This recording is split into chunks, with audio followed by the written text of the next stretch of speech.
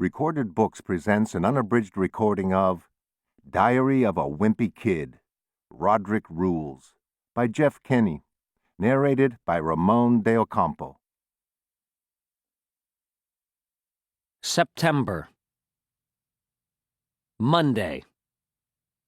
I guess Mom was pretty proud of herself for making me write in that journal last year, because now she went and bought me another one.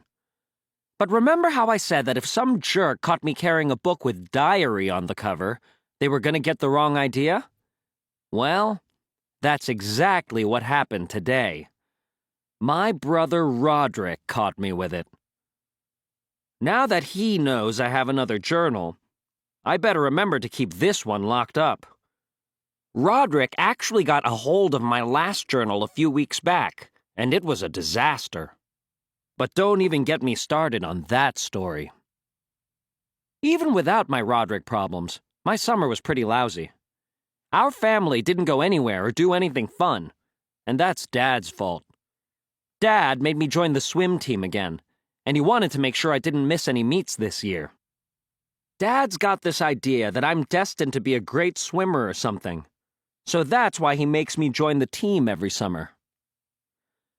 At my first swim meet a couple of years ago, Dad told me that when the umpire shot off the starter pistol, I was supposed to dive in and start swimming. But what he didn't tell me was that the starter gun only fired blanks.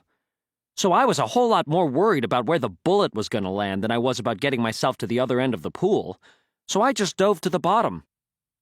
Even after Dad explained the whole starter pistol concept to me, I was still the worst swimmer on the team. But I did end up winning Most Improved at the awards banquet at the end of the summer. That's only because there was a 10-minute difference between my first race and my last one. So I guess Dad's still waiting for me to live up to my potential. In a lot of ways, being on the swim team was worse than being in middle school. First of all, we had to be at the pool by 7:30 every morning, and the water was always freezing cold. And second of all, we were all crammed into 2 lanes, so I always had somebody on my tail trying to get around me. The reason we had to use 2 lanes was because swim practice was at the same time as the water jazz class. I actually tried to convince Dad to let me do water jazz instead of swim team, but he wouldn't go for it. This was the first summer the coach let us boys wear swim trunks instead of those skimpy racing trunks. But Mom said Rodrick's hand-me-down bathing suit was perfectly fine. She said, "Your friends will be jealous because you'll be so fast." Yeah, right. They had a good laugh on me. After swim practice, Rodrick would pick me up in his band's van. Mom had this crazy idea that if me and Rodrick spent quality time on the ride home every day, we wouldn't fight as much. But all it did was make things a lot worse. Rodrick was always a half-hour late picking me up, and he wouldn't let me sit up front.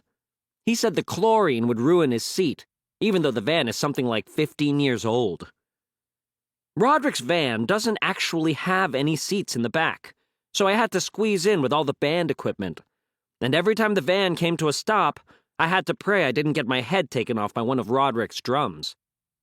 I ended up walking home every day instead of getting a ride from Rodrick.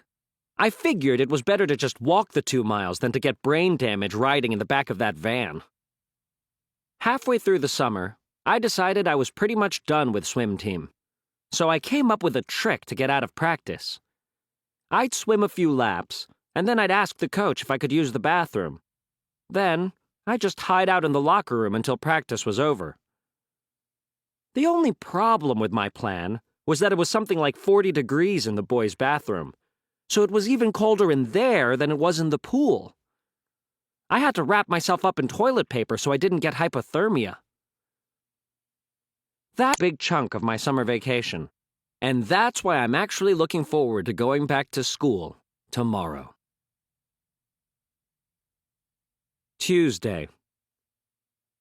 When I got to school today, everybody was acting all strange around me, and at first, I didn't know what was. To keep listening to this audiobook, I've left you a link in the description so you can do it.